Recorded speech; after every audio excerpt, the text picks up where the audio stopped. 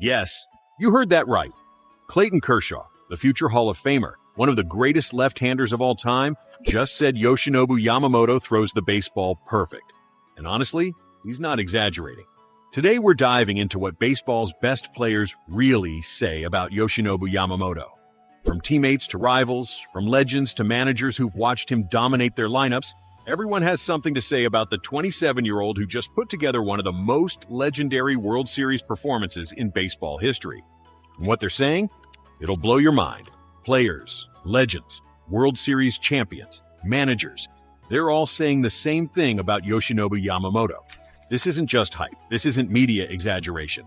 These are the people who know elite pitching when they see it, because they are elite. In 2025, Yamamoto threw back-to-back complete games in the postseason. Then he came back on 0 days rest to close out Game 7 of the World Series. He won 3 games in a single fall classic. He became World Series most valuable player. And he did it all while making baseball look perfect. So buckle up, because we're about to break down exactly why the entire baseball world can't stop talking about Yoshinobu Yamamoto.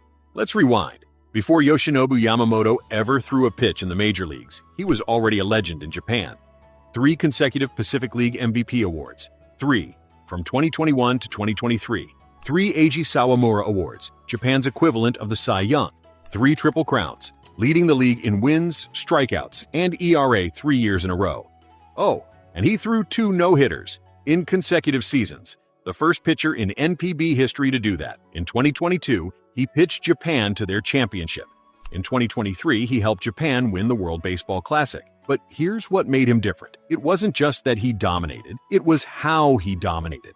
David McKinnon, who played in NPB in 2023 and faced Yamamoto, said it bluntly, he legitimately could win your Cy Young Award next year. Like, he's that good. It's not some scrub coming over here. He's disgusting. McKinnon continued, it wasn't fun facing him. You'd go up there and it was like, maybe I can get a hit. Yeah, maybe. Maybe he makes a mistake today. Or it was like, I just got to grind out a walk. You were just trying to not go 0 for 4.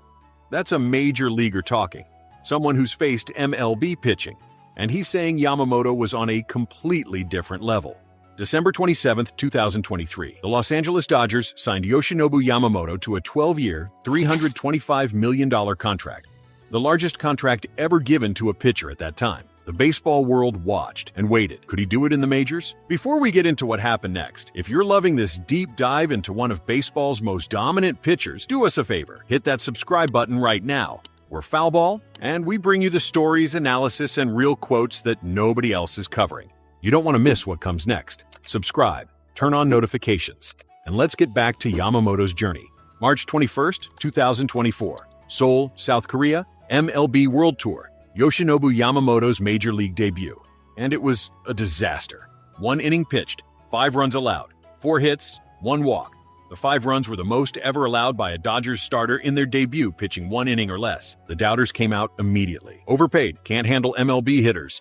Another NPB bust. But here's what separates great pitchers from good ones. How they respond. April 6th, against the Chicago Cubs, Yamamoto got his first MLB win. 8 strikeouts, 3 hits allowed, 5 scoreless innings, retired the last 10 batters he faced. Then June 15th happened. 2 innings into a start against Kansas City, Yamamoto felt something in his shoulder, a strained rotator cuff. He missed 3 months, from mid-June to early September. Austin Barnes, Dodgers backup catcher, watched his teammates struggle. He's one of the best pitchers in the world. Everybody wrapped their arms around him. Pitching coach Mark Pryor said, everybody wrapped their arms around him. Even Clayton Kershaw had to remind him. Once in a while, you just have to remind him, you are a stud. Yamamoto finished his rookie season with a 7-2 record and 3.00 ERA in just 18 starts. Not bad, but not what people expected from a $325 million pitcher. Then came October 2024, Game 1 of the NLDS against San Diego. Yamamoto gave up 5 runs in 3 innings. He was devastated. His teammates saw it. They felt it. But that adversity? That's what forged him into what he became in 2025. 2025, Yamamoto's sophomore season, and everything clicked. 12-8 record, 2.49 ERA during the regular season, complete command of 6 pitches, fastball, curveball, splitter, sinker, cutter, and slider. Clayton Kershaw watched in awe. The way he throws the baseball is perfect. No wasted movement, so efficient. And then he can do everything. He came here, Fastball, curveball, splitter, basically. And now he's throwing sinkers, cutters, sliders. So he's got 6 pitches with command that he uses really well. It was amazing. It was really impressive. Brandon Gomes, Dodgers GM, said it perfectly. In an ideal world, everybody is Yamamoto, with great stuff and 80 command. But not many people can do that. You have to figure out the skill that you want to lean into. Translation? Yamamoto has both elite stuff and elite command. That combination is nearly impossible to find. But the regular season? That was just the warm-up. October 2025, the postseason. This is where Yoshinobu Yamamoto became a legend. NLCS, Game 2 against Milwaukee. Yamamoto threw a complete game, 9 innings, 8 strikeouts, dominant. Then came the World Series against Toronto, Game 2. After Blake Snell struggled in Game 1 and the Dodgers bullpen gave up 9 home runs, the pressure was on Yamamoto to save the series. And he delivered. Complete game. Again, 8 strikeouts, 1 run allowed, 105 pitches. Freddie Freeman could barely find the words. There's not enough adjectives, superlatives, anything you want to say. There's just not. To do it in back-to-back starts. And what? In less than 110 pitches. It's amazing. Freeman continued, explaining what made Yamamoto so dominant. He was landing his splitter on 0-0 counts. As the game got on, that curveball just became more of a strike pitch too early on. He would flash the heater up and into righties and 2-seamers in. There was one time he called back-to-back sliders, and I was like, what? He's got that thing too. There's a reason the Dodgers wanted him so bad a couple of years ago, and I'm glad we did. Yamamoto became the first pitcher to throw multiple complete games in a single postseason since Madison Bumgarner in 2014. Dave Roberts, Dodgers manager. He's pitched in huge ball games in Japan. He's pitched in the WBC. Players that have the weight of a country on their shoulders, that's pressure.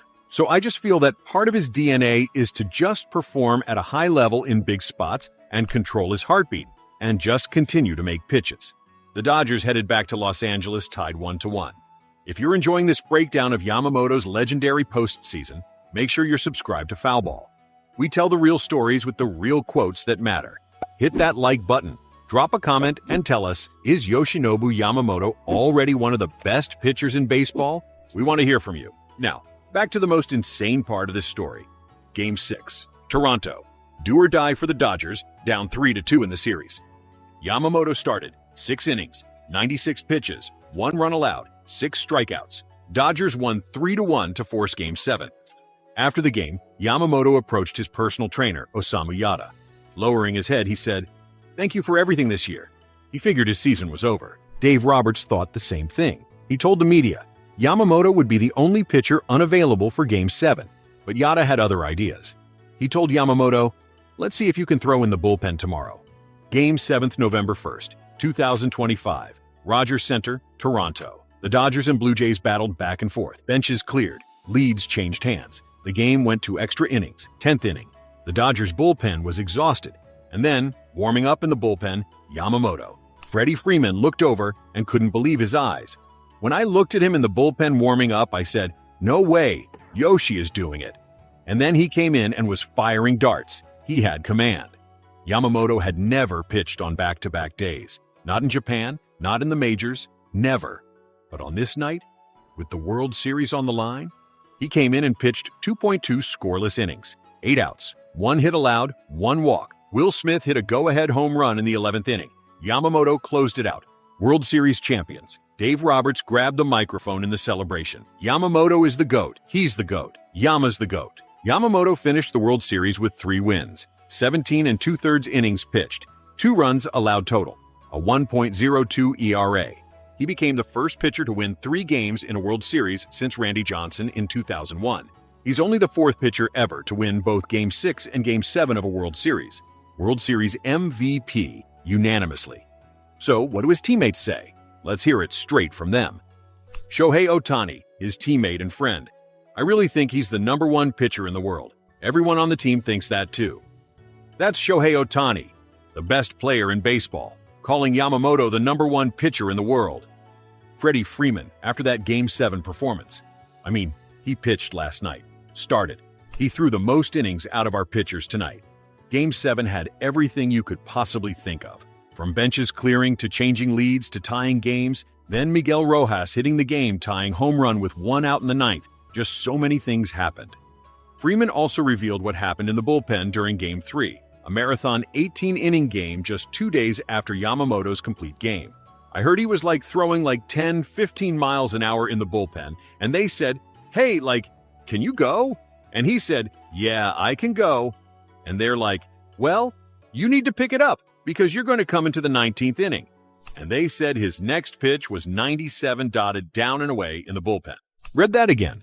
After throwing a complete game, Yamamoto was ready to pitch in the 19th inning of Game 3 if needed.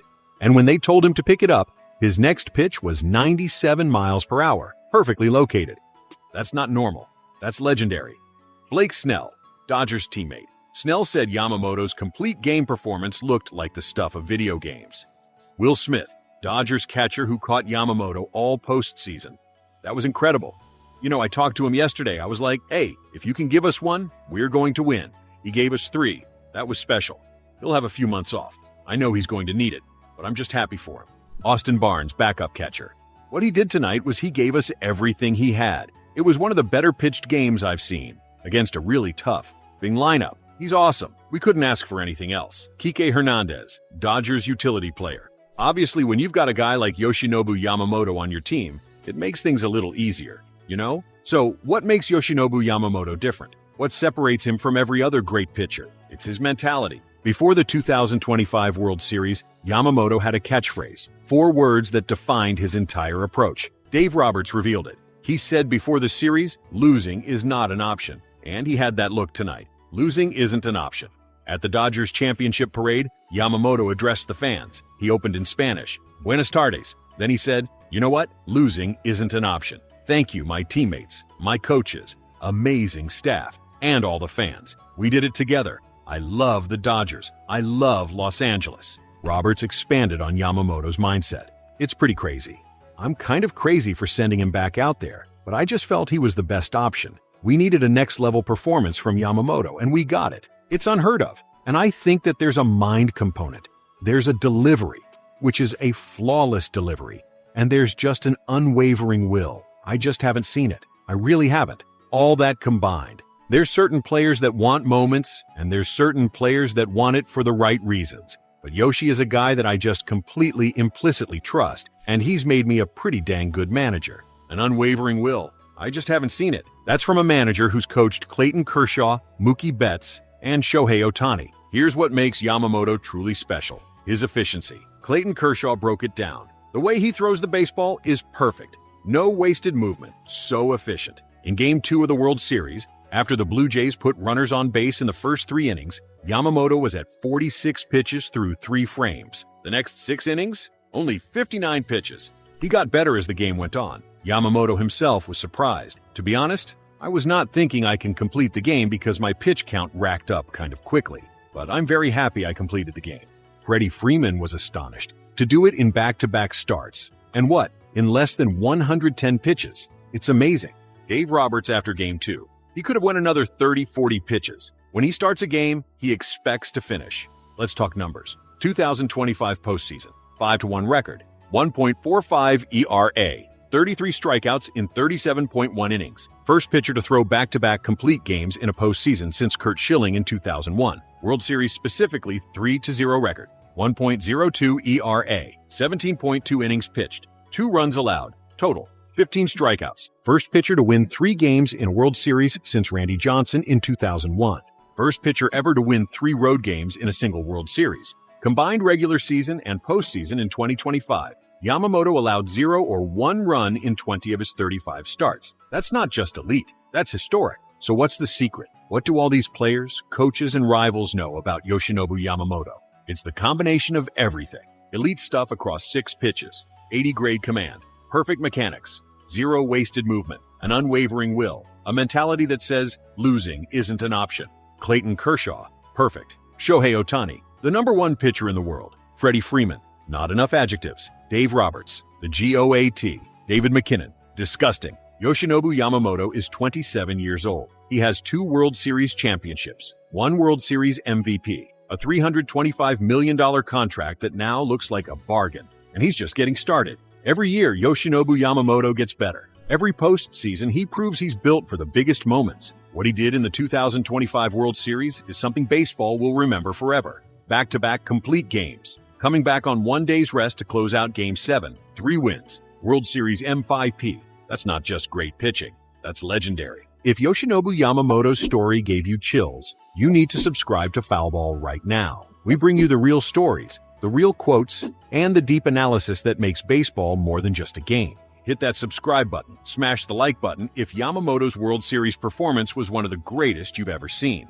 and drop a comment. What was your favorite moment from Yamamoto's postseason? Back-to-back complete games? Game 7 on one day's rest? Let us know. Make sure notifications are on so you never miss our next video. This is Foul Ball, where we don't just talk stats, we talk about the legends who create them. We'll see you in the next one. Because as long as Yoshinobu Yamamoto is pitching, we're witnessing greatness. Every single start.